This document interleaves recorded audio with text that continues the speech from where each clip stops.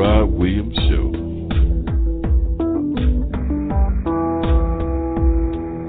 Coming to you live. Hey, my friend. This is T-Gerard Williams, the host and executive producer of the T-Gerard Williams Show. And I just want to let you know I've already kind of given you a heads up on who our guests will be on the call today. And so you've already had my Facebook blurb, and I've already told you that that this was going to happen, and all you had to do was just put your ears on and stay in tune. So here we are. Today our guest is the prolific author of several books. His name is Avraham Azrieli. And so, Mr. Azrieli, are you on the line, sir? Yes, I'm on the line. Thank you for having me. Hey, it is our pleasure. As I was saying to the audience, I've already put some Facebook feelers out to let people know that we were doing a live call in with you, and they were already anticipating and expecting this to happen, and so we are glad to have you on the line today. So, sir, can you tell me just a couple of things about yourself before we get into the interview? Absolutely. I'm an author of primarily novels. My latest, Deborah Calling, is my 12th book. And I am a writer of both fiction and nonfiction, and a couple of screenplays in the past. I also have a couple of law degrees and practiced law for many years before becoming full-time author. Oh, that's exciting. Now, I was looking over your bio, and I think I might have saw something that I want to talk about a little bit later. But before we do that, let me just ask you, what is Deborah Calling all about? Well, actually, Deborah Calling is the second novel in a series of novels I do for a publisher called HarperCollins. And the series, which started with my previous novel, Deborah Rising, features a very interesting historical figure named Deborah, otherwise known as Deborah the Prophet or the Prophetess. She appears in the book of Judges in the Bible, and she lived about 3,200 years ago. And as far as I can tell, from all the research I've done, she's the first woman in recorded human history to be a national leader. And that's unique, obviously, because that happened at a time when women had no rights and no chance of thriving anywhere. No, that's absolutely correct. Now, as a pastor, also, I mean, you didn't know that, but as a pastor, I am actually excited about the fact that you use a historical, biblical figure. So let me ask you this. How did you become interested in Deborah's story? I actually grew up in Israel, and I used to go on many trips, mostly hiking trips in Israel, in Judea and Samaria, in areas where the Bible is part of the fabric of the land. You see a lot of archaeological diggings that unearth beautiful old communities that are described in the Bible.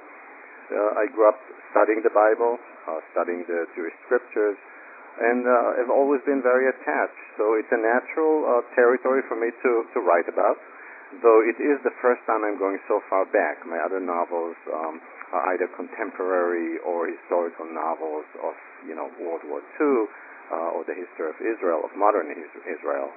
So this is for me a new venture, going back so far back to ancient Israel. But it's very exciting, and the response from the readers has been wonderful. Well, you know what? It's really interesting to me because, as I said, as a pastor, a lot of times people think that the Old Testament is just a bunch of historical facts and nothing that's relevant to today, how things are in our society. So, in the story of Deborah, how is it relevant to our time and our society today? Because I think you addressed that in your book. So how's that? I think it's tremendously relevant. First of all, we just had an election last year in the United States where we had the first time a woman was running for president. And even though she was not elected, it is a historical significance. And in general, you see, even in the West, in Western countries such as the United States and Europe, women are still struggling for equality in pay, for equality in opportunities, for equalities in reaching high office. And this is only in the West. Now, if you look at parts of the world where women are not as fortunate, look at the Middle East, parts of Africa, even in the Far East, many women are still living as if they were in biblical times. No rights, no property rights, no freedom, no opportunity beyond anything that's controlled fully by their husband or their father. So I think it's very relevant. And the response I get from female readers is very telling, because they can see a lot of the challenges that Deborah was dealing with, according to my view of what happened, are very relevant for women today.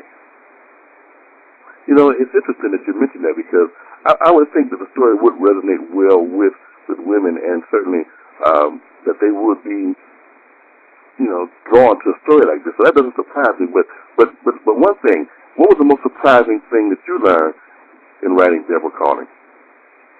First of all, what's surprising, and I think that's true for a lot of writers of novels, is that your characters come to life.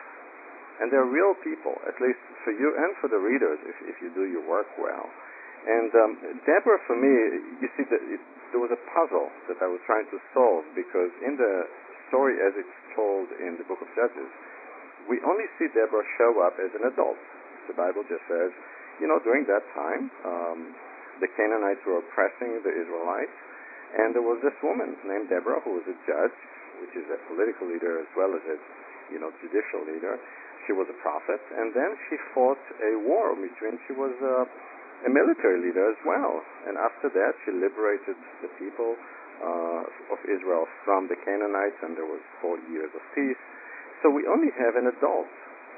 And what I'm speculating in my novels is really the path she went through as a young person. The first novel, Deborah Rising, starts when she's 13.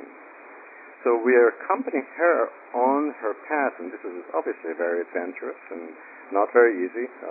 Life in ancient Israel, in the ancient world in general, was very difficult, especially for women, especially for girls.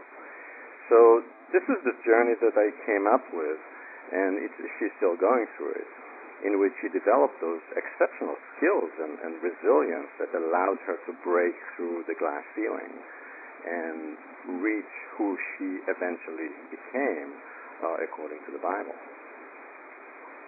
Outstanding. Now, let me ask you another question, and I don't mean to make this like a question and answer session, but my listeners were drawn to the fact that I gave them a lot of information about you and about the book, and so I know that they're really interested in knowing how much of what you wrote in Deborah Calling is true and how much is fiction in her story. That's an excellent question that readers always wonder. And the first thing that I always try to do is research as much as I can about the period in which the events took place. In this case, I did a lot of reading of archaeology books, history books, and surprisingly, there is a lot. There is even written materials from Egyptian archives, written in stone, from Hittite and Mesopotamia. There is a lot of material that you can find. So in terms of how people lived, the events, the way of life, what they ate, how they traveled, how they interacted, all that I do a tremendous amount of research to make sure I get that right. Because the readers want to know that the story is authentic, even though the main characters may be fictional or based on historical figures. Obviously, the dialogue is fictional. Some of the events are, I invent them. And of course, readers expect an adventure. They expect a suspenseful, exciting story, and that's the goal of the writer. But the background is, as much as I can tell, as much as I can achieve with research without actually going back in the tunnel, in the time tunnel, is as accurate as I could do it. Well, to my listeners who just tuned in, shame on you, first of all, for being late. But we are interviewing today Mr. Avraham Azrieli, and he's the prolific writer actually, we're talking about his second novel in the Deborah Rising series. The book is called Deborah Calling, and what it outlines itself to be is an inspiring historical adventure about the first woman to lead a nation in human history. And so far, we've been intrigued about some of the things that we've been hearing and we've been listening and we have been exposed to so far. And I don't want to miss a thing, but just want to get my listeners to know that, as usual, I always ask you to tune in and to make sure that you have writing material, that you have pencil and paper, that you can go ahead and write down information, because in just a few minutes we're going to find out how you can get a copy of this book and some of the other books in the series, and certainly to find a way to contact and get in contact so that we can support this author. And certainly we are always throwing our hat in the ring of those who are doing wonderful works in the literary world. And so let me get back to our discussion.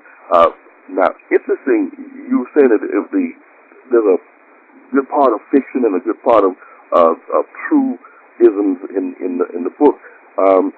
Some of my listeners are interested in becoming authors, and certainly I don't want to throw any kind of shade or any kind of cold water on their dreams. So I'm going to ask a writer, a prolific writer such as yourself, what is the key to writing good historical fiction, because that's your area of expertise?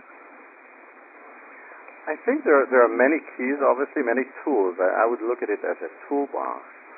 And I think that the first thing is to write about something that interests you. And that can be very individual. People have different interests in historical times or even in current time in different areas, maybe different trades.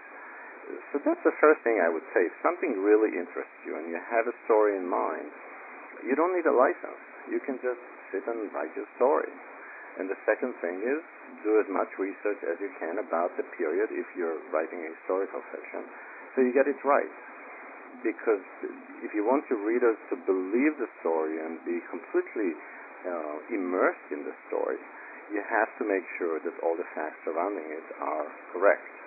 And that gives you credibility, and it allows the suspense to really flourish to the full extent. Excellent. Well, what's the key? How do you keep the intensity of the plot throughout a novel? That's an interesting question for me.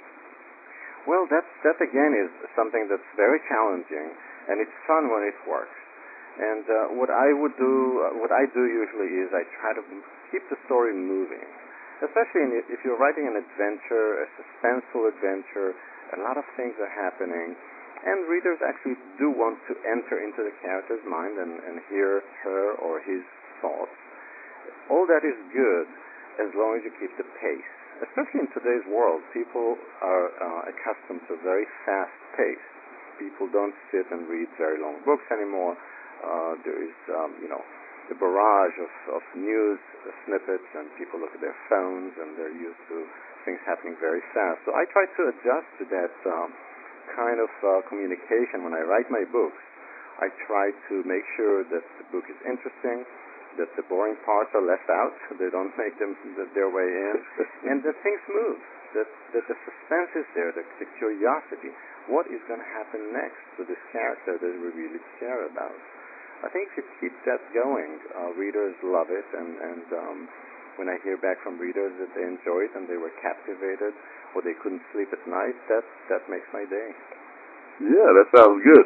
As an avid reader, I understand what you're saying. A lot of times we're moving to that fast-paced, easily distracted state in our lives where you don't want to sit down and read a book anymore. You're relegated to,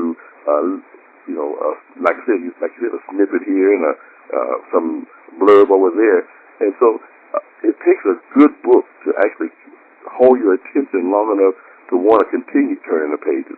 We don't even do page turning anymore. Everybody's doing the e-books or the books like where you just read audio books particularly. So it's good to have a book that you can actually sit down, read it, and be transformed into the book itself, to just become a part of it, just want to know more and more about it. So let me ask you this: what was your very first book that you wrote? I mean, I know you're doing the Deborah Rising series now, but what was your very first book? The very first book I wrote actually is called Your Lawyer on a Short Leash, and it's a book about it's a guide to clients who need to work with lawyers and hire lawyers about how to do it, how to really utilize lawyers, how to hire lawyers, how to employ them, etc. And it's obviously with tongue in cheek. There is some humor, but it's a very practical book, and I wrote it while practicing law in New York City.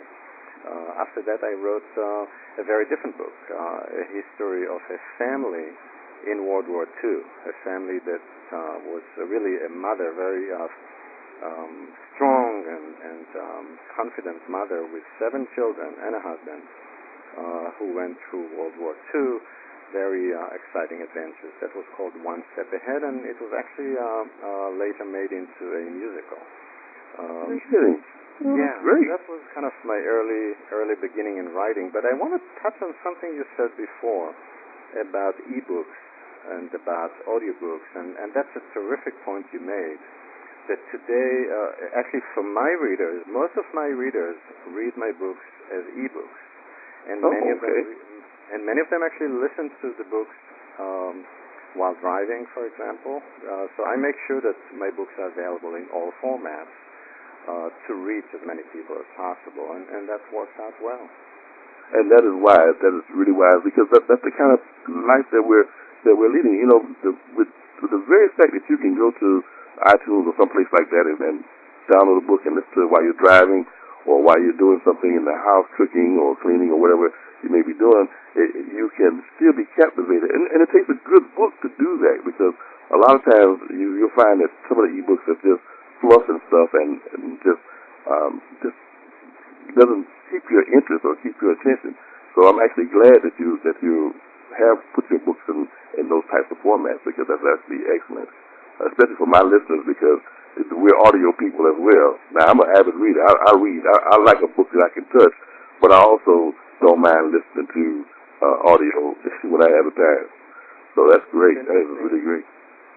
It's interesting you mentioned that, and an anecdote I can mention here is that a couple of my books, my novels, are suspenseful novels involving where the main hero is a motorcyclist. He's an investigative reporter in Washington, D.C., who rides a motorcycle as his means of transportation.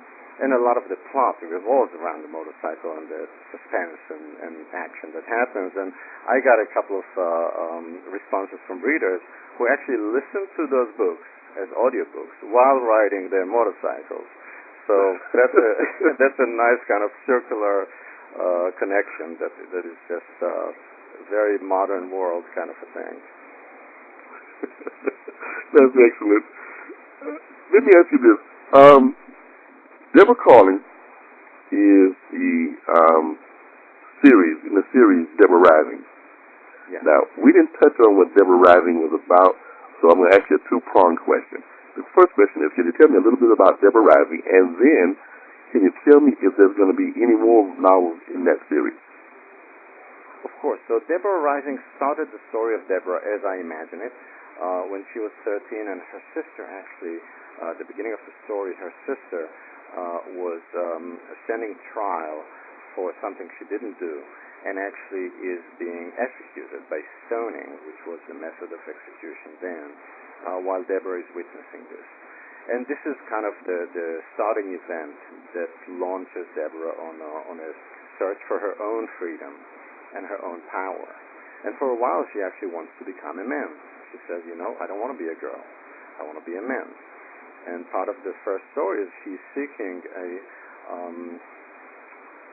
somebody who is called an elixir. He makes elixirs that can turn girls into boys, which, we can believe or not believe it, but that's what she's believing and that's what she's seeking, which is an extreme solution to her terrible situation, but that's part of the beginning of her journey. And Deborah Rising is really her first assertion of independence. She escapes, she goes on a journey, she confronts terrible dangers, and she prevails, and then she has setbacks, and she prevails again. Deborah Calling, which is the continuation of her journey, is really where she realizes what her true calling is. For her, it is to become a voice for God, for faith and for justice, and speak to the people. Again, that is something that only men were doing, and she has to overcome that, but this is the true calling that she believes she must follow. And that is really the second novel. And it involves tremendous adventures and suspense and violence and all the difficulties that you can expect in the ancient world for a girl struggling on that path. But that is really the essence of the story. That sounds wonderful. Then that begs the question that I have to ask: how can my readers, your readers, how can my listeners find out more about you and your novels? Absolutely. Well, my novels are all available wherever books are sold, on Amazon, Barnes & Noble, as well as really any outlet on Indie Direct and independent bookstores, on iTunes, etc. And to find information, first of all, you can look by my name, which is Avraham, A-V as in Victor, R-A-H-A-M, and the last name is Azrieli, which is A-Z-R-I-E-L-I. I also have a website. That's a wonderful place where people can find a lot about me, about the books, and I also love to hear from my readers. So my website has a contact page where they can communicate with me, which I really enjoy, and I hear from people from all over the world, really. And that website is my last name and the word books. So it will be azrielibooks.com. Okay. I'm writing that down because I believe that if I would write down information, my listeners were writing down information as well. But I know my listeners, and I know that some of them did not have pencil and paper. Some of them were not ready to write that down. In fact, I brought that in at the end of our conversation here as a way of throwing them off balance and throwing them off base, because normally in the middle of our conversation we would always get that contact information. But I want to say this to the end simply because I want to drive the point home that your books are all over the internet. You can get them at Amazon and anywhere books are sold. That's a great point. But the contact information that I wanted them to get was to be able to contact you and reach out to you and to leave comments about what they're reading in your novel. And so once again, that was AzrieliBooks.com, AZRIELI Books.com. So make sure you go and check that out, my friends, to make sure that you are finding out not only the books that he's already done, but the books that he'll be doing in the future as well. So having said that, I want to ask our caller if there was anything that you want to say to the listeners who are listening right now who need to have a good book to listen to or read today. What would you say to them? I'm always most passionate about what I'm writing now. I love all my books. It's like having children. I love all my books, but I love the most recent ones. So I promise it will not be boring even for a moment. Deborah Rising is a very fast story, even though it takes place in ancient times. It's very fast and exciting and adventurous. And I would recommend starting with Deborah Rising and then reading Deborah Calling. Perfect answer. I love it. I love it. I do. All right. Hey, my friends, this is t-gerard Williams once again, and we have come to the end of our interview with Mr. Avraham Azrieli, the author of a lot of books, but the books that we're talking about today is Deborah Calling. So having said all that, this is t-gerard Williams, your host and the executive producer of the T-Gerard Williams Show. And as always, I'll see you when I see you. Bye-bye now.